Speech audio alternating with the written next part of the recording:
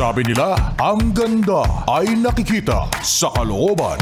Eh bakit sa kanya? Nasa pangalan na, nasa mukha pa. Ganda ka? Ganda yarn. Ito na, ang nagmamaganda at feeling diva. Ganda Wanda!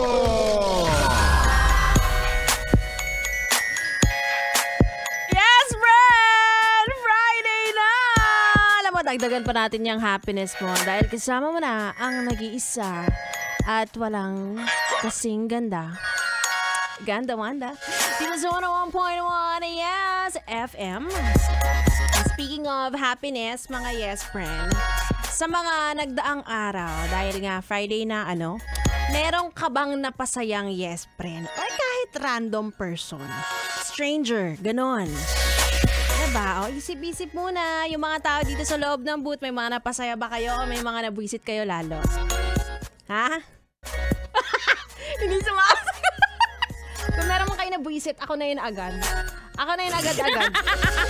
Anyway, nakapaglagay ka ba ng impact sa ibang tao o nagsilbi ka na namang impacto sa kanila?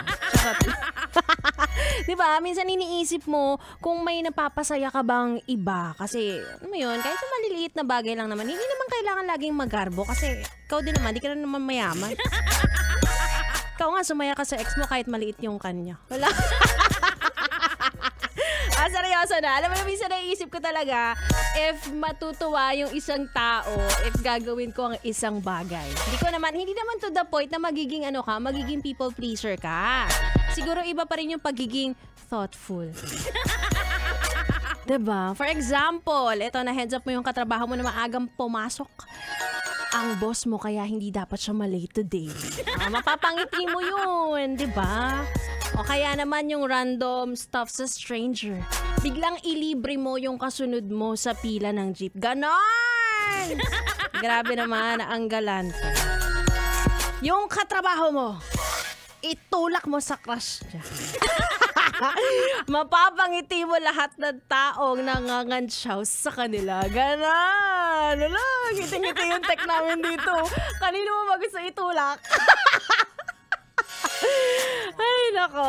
O yan, mga simpleng bagay lang yan ha. Pero napapangiti mo ang iba. Yes naman. Ganda Wanda po for Miss Selfless 2024.